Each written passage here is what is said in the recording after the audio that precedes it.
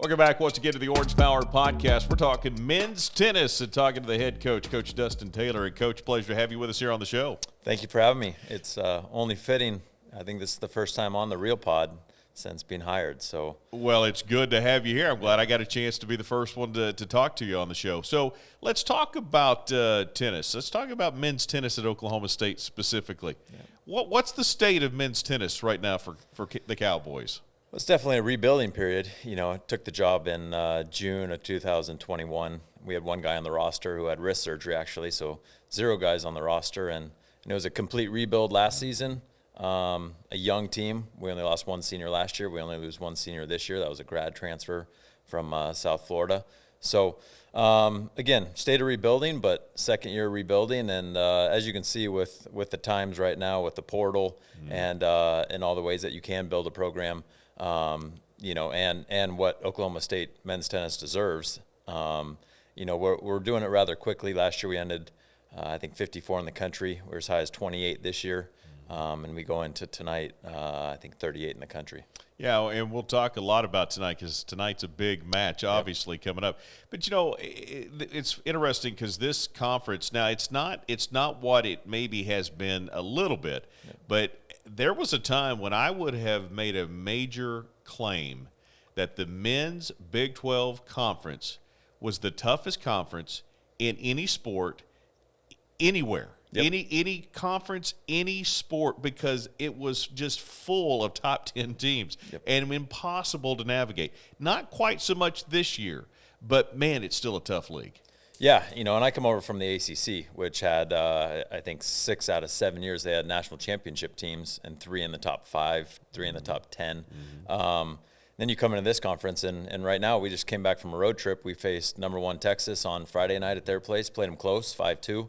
And then we played number 3 TCU, 2-time national indoor champion, reigning national indoor champion on Sunday. So I'd still claim that from top to bottom, it is the toughest conference in men's tennis, maybe in across all sports, because, you know, we only have 5 teams. You know, you don't have the West Virginia, the Kansas States. Those all don't have men's tennis. So we got what, 6 total programs, including us.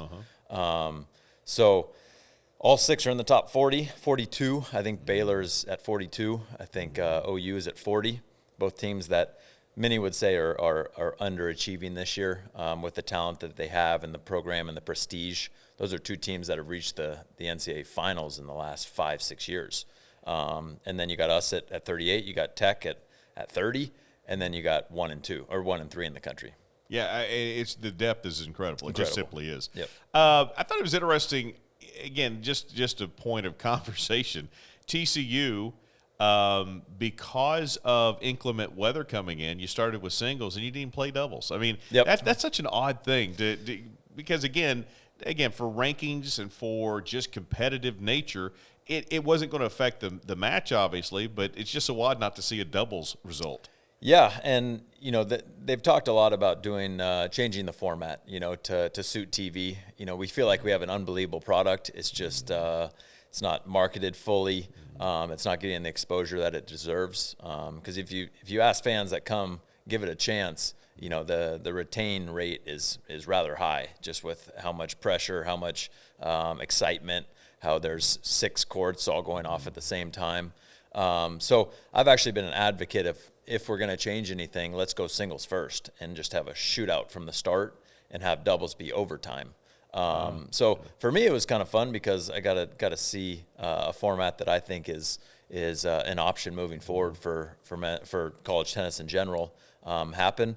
But yeah, we did that because the women's match was scheduled at 11:30 and they weren't budging there, and it was going to rain. TCU's indoor setup is not the best suited, and credit to them because, again, they could have definitely pushed the match indoors, and that would have favored them even more. They're a big, old, big serving team that of course, they've won the national indoors the last 2 years. Would have been a lot taller task already playing the 3 team in the country had we moved indoors. So we liked the opportunity. It just, again, they were too good on the day. That's a tall task, you know, coming from Texas where the conditions were pretty hot and the courts played rather slow and bouncy to to then play on Sunday, 36 hours later, there in Fort Worth on some pretty quick courts against a really good team. So let's talk a little bit about the makeup of your roster. Tyler's been at one pretty much all season long, but then you've got 2 through 4. You've kind of had some guys, if you look early on, just some different changes in lineups for sure. But let's start with Tyler Zink. Talk a little bit about that young man. Yeah, 2-time All-American, transferred here from the University of Georgia, which, is like Alabama football. It's the blue blood in tennis, them and probably Stanford are the 2 schools that, they got the richest history, richest tradition. So that was a really, really, special transfer for a guy to trust what we're looking to build here, what we're looking to do here. A guy that wanted to be the face of a program. He played 2 over there at Georgia, came here. He's obviously the face of the program here. And, had a good start to the season. I think he's 12-7 on the year, playing all at the number 1 position. He's ranked in the doubles and in the singles in the top 100. And, just, again, the whole team, what's special about this team is, when you have one guy on the roster and you get to build it from the ground up, it's all your guys immediately, which is pretty special. Definitely challenging because you got to get on your recruiting horse. But this team's the highest ranked GPA on campus, which is always fun to get behind, and just a team that does it the right way, starting with Tyler Zink. He's a hard worker, comes from a unbelievable family, Lancaster, Pennsylvania, and he's a great face for the program. Talk about Isaac Beecroft, rather. Excuse me. He was had been at the 3 spot a little bit, moved up to 2, yep. but pretty much got a stronghold there. Yeah, Isaac, another guy that transferred in. He was at Mississippi State, then Loyola Marymount, and Loyola was actually one school that didn't allow foreigners to come back the year after COVID. Wow. So he had to stay back in New Zealand. Really developed during that year, used that time. And when he transferred in, I think he was 55 in the country out of Loyola Marymount. He only played the fall. So he had to sit for us last spring, which was probably kept us back a good bit. I think we would have really benefited from having him last year, but he's had a great start to his collegiate career. Again, he's been in the system for 3 years now, and this is his first season. Wow. So he's been chomping at the bit. He's one of the best competitors you'll ever see. Blue collar, hard working Kiwi from New Zealand, and you start guys off 4, 3, especially top players like that, just to let them see if they're going to build themselves up the lineup, which we have, and he's 10-2 on the season. So only lost 2 matches in his collegiate career, and against Texas he beat a guy 20, maybe 26 in the country, and kind of put himself back on the map, which was really, really cool to see. Well, and then at the 3rd spot, you've kind of had Chase Ferguson and Alex Garcia, but Alex is going to go for you tonight. Alex is moving up to the 3 spot. Got the benefit to think about matchups a little bit. Again, lineups are tricky. Obviously, 1 through 6 on most teams can reshuffle and play any position with how deep college tennis is these days. But Chase early in on the year, he came in from South Florida. He was number 1 player there for 3 years, and decided to transfer here. And so, starting him off at 2, had a little bit of struggles there. And then, he's come up big in some big matches. Middle Tennessee State, it came down to him. They were 19 in the country, and we beat them at their place. It came down to Chase. And then again against Tulane last Sunday, or 2 Sundays ago, came down to Chase again, and he came through for us. So he's been a big spot for us. But, Alex Garcia played 2 for us last year, got injured at the end of the fall in the semifinals of our regional, which is a big event. So he really showed his ability there, but rolled his ankle and was out for the first couple weeks of our season. And so, again, you start him at 4, let him work himself from there, and he's certainly deserving of playing the 3 spot tonight.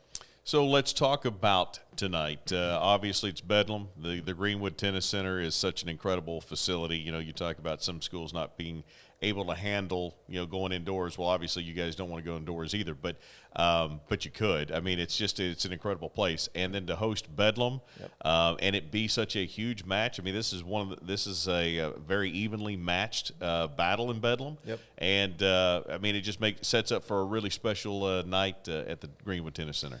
Yeah, you look at the weather, it's going to be, mid-50s, start the match at 60 degrees, minimal wind, especially on those sunken outdoor courts. And yeah, what a special place to play any college match. You know, the Greenwood Tennis Center is one of the elite facilities in the world. You know, I've been fortunate throughout my tennis journey in my life to travel the world and play at the grandest tennis venues, and Greenwood Tennis Center's, you know, at the top of the list. So, yeah, OU is 40 in the country. I think they've won probably 7 of the last 10 against us, but we control the series 42-37. I think I saw this morning.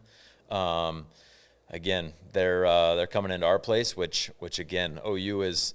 They're a team that's known to be pretty big and bold and loud and you know, kind of flex themselves around the court. You know, we're known as a pretty skilled young team that you know, again, plays with the racket more than the big body language and the bark. So, you know, it's two teams that are gonna have to get a little uncomfortable in different ways. You know, we're gonna have to take their bark and their bite and counter that with show them our belief and our own competitive identities, and then they're going to have to match our skill, because again, we're technically, tactically, you know, hopefully well coached team as they are, but again, it's two very different teams. You'll see that tonight, but again, our guys will bring the energy. It's bedlam.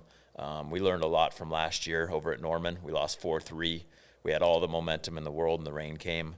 We went indoors, and we lost Garcia. It came down to Garcia and Martinez, who's going to play one for them tonight. And it just coin flip went their way. And boy, did they get out of that one. You know, that you saw the relief that they felt. They were certainly the hunted last year. Us being a completely new team, and that program back in 2017, national runner-up. So the pressure there is big. You know, the pressure here, you make it what you want to make it, you know, but I look at Oklahoma State as a no-excuse program, no-excuse school. There's zero. That's why I took this job. And tonight's a great opportunity to you know, put another experience on our board. Well, and the win against Oklahoma, you know, again, you still have Tulsa, and you still got a couple of more home matches, Tech and Baylor in the Big 12. But, you know, 1 win, 2 wins for sure. This is an NCAA tournament team. Probably still need to get 1 more in there, right? So, or at least feel better about yourselves, and about being a team selected. So this is, I mean, there's a lot on the line the next few weekends for you guys. Postseason implications for both OU, us. You look next weekend, Baylor. They're down to 42 in the country. They haven't been 42 in a long time.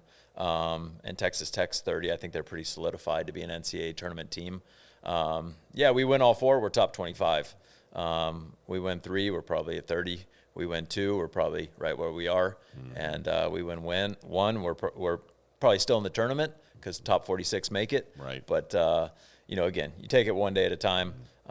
Keep the focus on OU. Then we'll turn the page tonight to Tulsa. We quick travel day tomorrow and play them on Saturday. But yeah, all the focus has been on Bedlam. And again, just cherishing moments like this. This is why you come to Oklahoma State. This is why you come to the Big 12, is to play big-time matches like this against big-time programs in front of big-time fans at a big-time venue.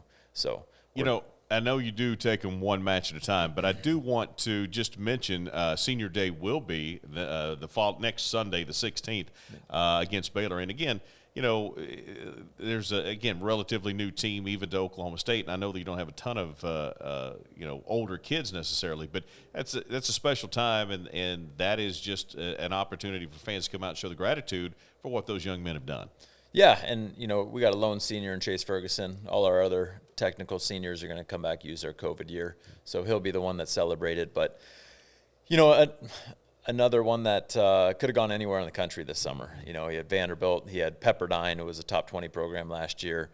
Those were his 3 final schools that he looked at and went on visits. And, you know, he trusted this team. His heart felt that Stillwater was the right place. And that's the great thing about Stillwater, right, is that you come here and you either know it's for you or it's not. And that's what I love about our team is all of them, including our coaching staff. There's no place we'd all rather be than right here in the orange and black. So, yeah, next weekend will be a special one. Chase Ferguson, although he's only been with us for, 8-10 months, again, he showed his belief. He showed his trust.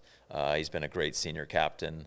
And yeah, you hope people come out and show the gratitude and see what we're building here, you know, because again, while the results aren't knocking our socks off yet. You want to build the culture first and do it with the right guys. You got to believe that if you build it, they will come. And Chase was one of those staple guys that if you build it, which we did pretty quickly in our first year, they will come. A big transfer that played number one at a top 20 program, top 30 program in USF. So, again, celebrate Chase next Sunday. Hopefully, we're in the postseason after that. We got the Big 12s, obviously, and then hopefully the NCAAs. Yeah, obviously, all's eyes all get ready for that championship next year. We'll get you on next time and talk about that. But you guys are at Tulsa Saturday at 1 o'clock. But tonight, all eyes are going to be on the Greenwood Tennis Center as Bedlam is going to be inside the GTC at 6 o'clock. Huge match for both teams and should be a lot of fun. And hopefully the crowd will be there. They will be your bravado. If you guys do it with the racket, their bark can offset the Sooner bite, and I know that's what a lot of people. That's one of the great things about the Cowgirl and Cowboy Tennis fandom is they can be a difference hugely, 100%. and they can offset the bite of another team. Yep. No, and again, we got 50 pizzas ordered for everybody. We're gonna have food trucks out there, and again, I can't say enough about our fan base. It's been incredible. I go back to our first big match. We played Pepperdine last year indoors. And, I come from a blue blood in the University of Virginia that won, 4 national championships in 5 years. And that first match against Pepperdine was as big, if not bigger, crowd and atmosphere that I've felt. So, again, we just hope everyone, comes out, supports your Cowboys. It's easy to root against the Sooners, especially this team tonight. Again, we got a lot of respect for them. They certainly can play, but in typical Sooner fashion, they're pretty loud and pretty bold and pretty in your face. And so again, we can use each and every person to come out, support the Cowboys, and have some fun tonight. There you go, Coach. Appreciate it. Best of luck tonight and throughout the rest of the season. Thanks so much. All right, that's going to do it for us. We appreciate Coach Taylor being here. Appreciate you guys tuning as well. We'll see you next time for the Orange Power Podcast.